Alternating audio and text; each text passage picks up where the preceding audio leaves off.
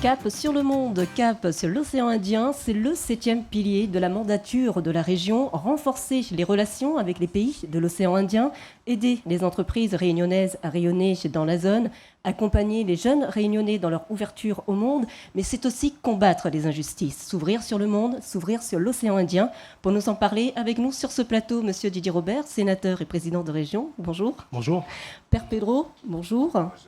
Et Arnaud Lemaire, PDG d'Hydrotech. Bonjour. Bonjour. Monsieur le Président, aujourd'hui, nous inaugurons la 7e édition du festival Liberté Métis. C'est le dernier grand événement de l'année. Un mot sur ce festival ? Peut-être plusieurs mots si vous m'y autorisez. D'abord pour dire que c'est la rencontre aujourd'hui d'hommes et de femmes qui viennent des îles de l'océan Indien, qui viennent de Madagascar, qui viennent des Seychelles, de l'île Maurice, de l'Union des Comores, de Mayotte, de la Réunion bien sûr. Ce sont des hommes et des femmes qui viennent de Chine, qui rencontrent ceux qui viennent d'Afrique du Sud. Et la Réunion a voulu, à l'occasion de ce Festival des Libertés Métisses, être un peu au carrefour de cette humanité. Considérer que nous sommes d'abord et avant tout des citoyens du monde, considérer que nous devons en partage cette terre et que nous devons savoir nous comprendre, savoir écouter, savoir entendre l'autre. Et ce festival, encore une fois, est d'abord et avant tout un moment d'humanité. Il est ensuite la volonté de faire ressortir ici et de mettre un éclairage particulier sur ce que nous portons au fond de nous-mêmes, c'est-à-dire une dimension et une culture métisse à La Réunion. Nous sommes des fils et des filles de l'océan Indien, nous sommes tout à la fois, encore une fois, européens, chinois, indiens. Donc c'est ce qui fait la force aujourd'hui de La Réunion et c'est ce que nous avons voulu mettre en partage et au pot commun donc de la fraternité avec l'ensemble des autres amis qui viennent des autres îles. Alors pourquoi avoir choisi le Festival Liberté Métis pour parler du 7e pilier qui est la coopération ? Parce que justement, cette dimension d'identité est aussi une dimension d'ouverture, et peut-être surtout une dimension d'ouverture. Encore une fois, l'identité réunionnaise aujourd'hui, l'unité réunionnaise, c'est notre capacité d'avoir su, génération après génération, à nous comprendre, à vivre ensemble, pour certains d'entre nous à effacer une partie de notre propre culture historique, mais pour fondre, et pour nous fondre aujourd'hui au sein de la République, avec cette même envie d'être tout à la fois, et sans aucune difficulté particulière, tout à la fois être français, européen, africain, indien, encore une fois chinois. C'est toutes ces dimensions-là qui sont mises en lumière. Et pour cela, cette identité-là, elle n'est pas simplement réunionnaise. Lorsque je parle de citoyenneté du monde, c'est parce que nous avons aussi cette dimension-là en partage avec les autres îles de l'océan Indien. Et la coopération régionale est d'abord et avant tout une question d'hommes et de femmes, une question de rencontre. Et donc nous avons souhaité faire en sorte que ce 7e pilier, qui vient finalement parachever toute l'architecture de la politique régionale que nous menons depuis 2010 maintenant, que ce 7e pilier soit effectivement celui de la coopération régionale. Comment mieux travailler avec les autres îles et les autres amis des autres îles de l'océan Indien, comment être dans une démarche qui soit une démarche d'écoute, comment faire en sorte que nous puissions, encore une fois, les uns les autres, faire en sorte que les hommes et les femmes de ces îles, que les populations puissent progresser et trouver leur place, donc pour chacun d'entre eux, et en n'oubliant jamais qu'il suffit de 2 heures d'avion à peine pour que nous nous retrouvions à Madagascar, d'une demi-heure pour que nous nous trouvions à l'île Maurice, et que ce qui se passe ailleurs nous interpelle et doit nous interpeller tout autant que ce qui se passe chez nous. Alors cette année, le festival Liberté Métis a pour thème « Quand la Chine rencontre l'Afrique ». Alors est-ce que la Réunion est-elle la mieux placée pour faire le lien entre la Chine et l'Afrique ? Je ne dirais pas qu'elle est la mieux placée, mais elle est certainement aujourd'hui très bien placée pour pouvoir le faire. Pour plusieurs raisons. C'est que nous avons là aussi depuis plusieurs années engagé un jumelage avec une grande ville chinoise, donc de 14 millions d'habitants, la ville de Tianjin, donc dans le nord de la Chine, à côté de Pékin. Et donc la Réunion, la région Réunion est jumelée avec cette ville. Nous avons des échanges dans le domaine universitaire, dans le domaine de la recherche, dans le domaine de l'innovation, sur les questions du tourisme, bien sûr. Et en même temps, nous avons un pied donc, posé à chaque fois en Afrique de l'Est et notamment en Afrique du Sud. Et il y a cette magnifique idée qui a été ressortie par notamment les autorités chinoises de recréer la route de la soie. C'est-à-dire la route continentale qui permettait effectivement de rejoindre l'Europe à partir de Pékin, mais en même temps la route maritime qui, à partir de la Chine, donc permet de rejoindre l'Afrique. Et nous avons trouvé que réunir la Chine et l'Afrique en France, et donc à La Réunion, était une plutôt belle idée, parce que cela dépassait tout simplement cette volonté pour la Chine de rejoindre l'Afrique et en leur disant aux uns et aux autres qu'il y a entre les deux la France et donc il y a entre les deux aussi cette dimension de la Déclaration universelle des droits de l'homme, de la tolérance, du partage, de l'humanité, de la paix, de l'amour que l'on doit aux uns et aux autres. Et donc c'est tout cela qui nous a amené effectivement à dire que la Réunion avait peut-être droit au chapitre pour pouvoir s'exprimer et faire en sorte que la Chine rencontre effectivement l'Afrique pendant ces quelques jours et bien plus. Alors, on le sait, depuis quelques années, la région est autorité des gestions des fonds européens en matière de coopération dans la zone, avec ce que l'on appelle l'Interreg. Cela veut dire que les enjeux sont énormes pour notre île ? Les enjeux sont énormes pour notre île, mais surtout pour les autres pays, puisque avec le programme Interreg, donc un nom un peu barbare, ce sont des fonds européens qui sont mis aujourd'hui à la disposition de la région Réunion, et nous avons, région Réunion, la pleine autorité pour pouvoir effectivement agir donc, avec ces fonds européens dans les pays de la zone, donc Madagascar, l'île Maurice, les Seychelles ou l'Union des Comores, et sur des sujets qui sont des sujets extrêmement sensibles, qui peuvent concerner demain l'éducation, qui peuvent concerner la santé, si nous arrivons à mobiliser l'ensemble des dispositifs européens, des sujets sur la recherche, sur l'innovation, sur tout ce qui peut concerner également les aléas climatiques. Donc nous avons à échanger ensemble sur les cyclones. Un cyclone qui touche la Réunion, parfois est passé d'abord à Madagascar. Donc est-ce que nous arrivons ensemble à mieux comprendre ces différents phénomènes ? Donc ce sont tous ces sujets-là qui font l'objet d'une intervention financière importante et que la région a l'honneur de porter. Je le dis et j'insiste sur ce point, d'abord et avant tout en concertation avec les autres pays. Ce sont les autres pays avec lesquels nous avons à travailler sur ces fonds, la base de ces fonds européens, qui doivent effectivement être force de proposition sur les projets. Et nous devons être dans une démarche qui est une démarche de respect des autres et une démarche qui serve effectivement au développement et qui participe au développement de coopération entre nos îles. Alors la coopération, ce n'est pas simplement l'économie, mais c'est aussi et avant tout l'humain. Donc construire ensemble, faire des choses ensemble, c'est la raison pour laquelle vous avez tenu à inviter le Père Pedro. Le Père Pedro, difficile de dire en quelques mots tout ce que je peux penser, avoir au fond de moi une admiration sans borne pour un homme d'engagement, pour un homme de foi, un homme d'engagement au service d'une population meurtrie, population souvent perdue.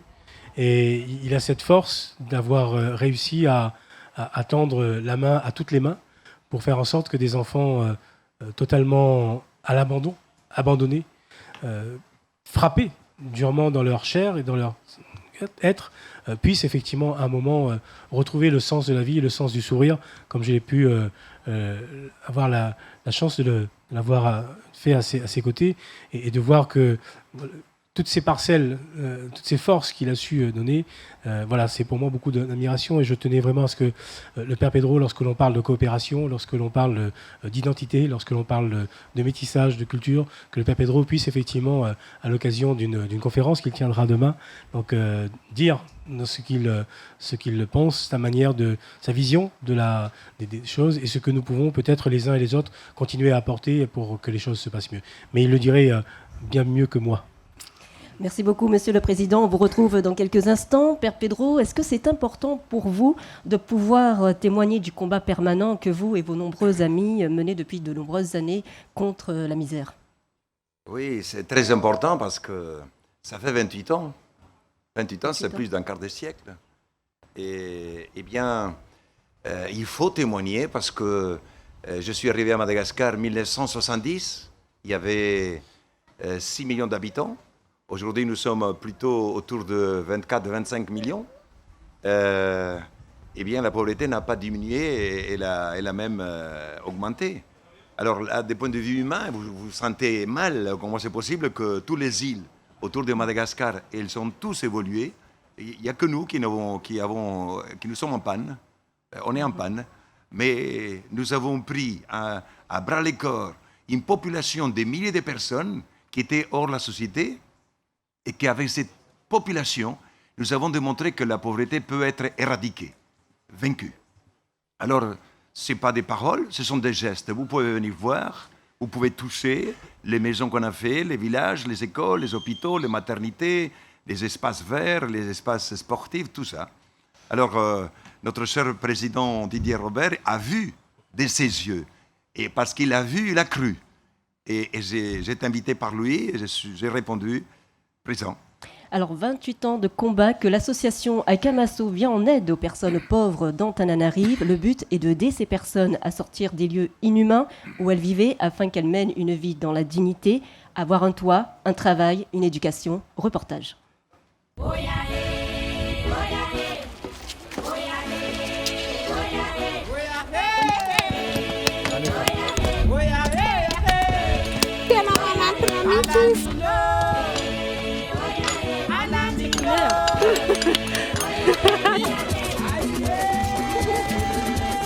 C'est très important pour nous d'ouvrir ce lycée. Et grâce aussi à l'aide de Père Pedro, l'effectif a toujours augmenté.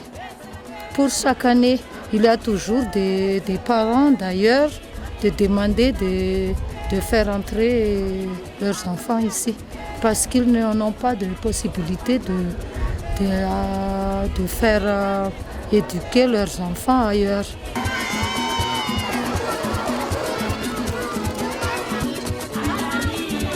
Samueline, elle je l'ai vue il n'y a pas longtemps sur les ordures, la décharge. Je suis combien content qu'elle aujourd'hui va à l'école. Elle était à l'époque, elle n'avait pas... il n'avait rien, il était dans tel état que j'étais scandalisé. Je dis, c'est pas possible qu'un enfant puisse vivre de cette façon-là. Et quand je le vois aujourd'hui à l'école, et si jolie, si souriante, quel bonheur d'avoir sauvé un seul enfant. Mais on a sauvé ici 13 000 enfants.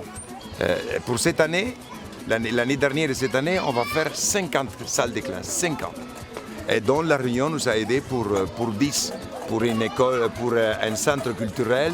Et maintenant, dans le centre sportif, on a mis le gazon synthétique qui va nous permettre de vraiment partager cette infrastructure avec d'autres collèges. Quand vous voyez un visage comme ces enfants-là, un visage comme celui-là, hein, mais le bonheur est là, d'exister, simplement d'exister. Ils vont à l'école, ils sont heureux. Et bon, voilà, et ça, c'est grâce à toutes ces bonnes volontés, à toutes ces personnes qui nous ont fait confiance et qu'aujourd'hui, nous pouvons créer un avenir à des milliers et milliers d'étudiants, des élèves à Kamasu.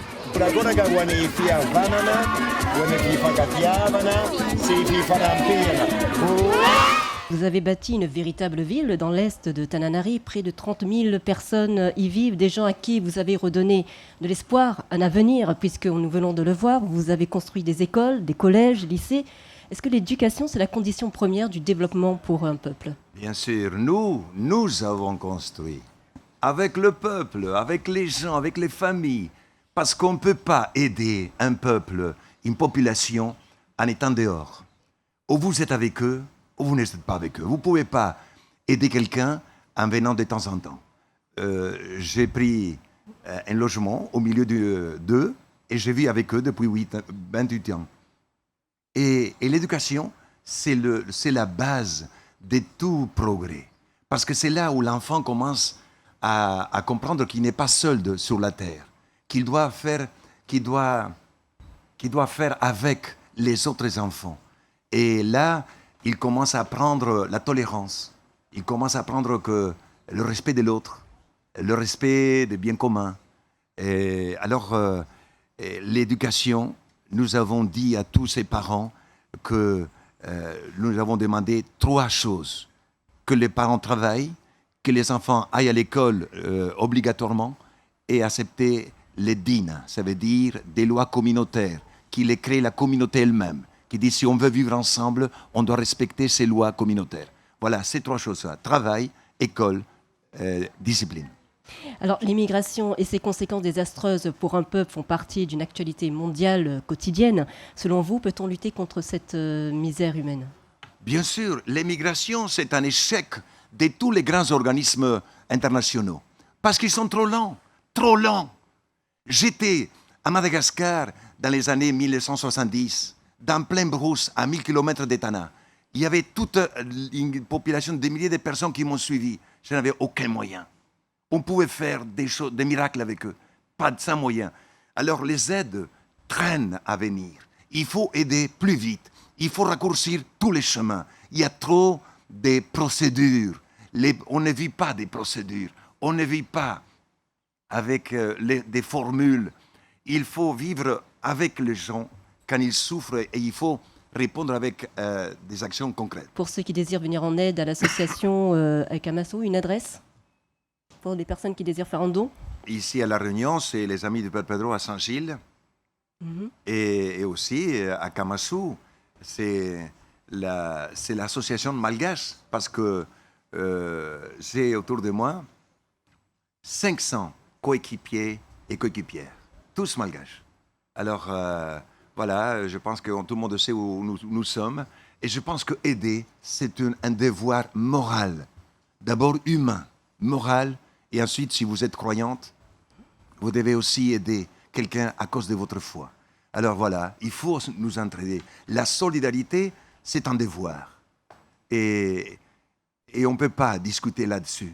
Mais il faut aider à celui dont vous avez confiance. Parce que des aides, il y avait beaucoup d'aides qui étaient ensuite perdues ou mal utilisées.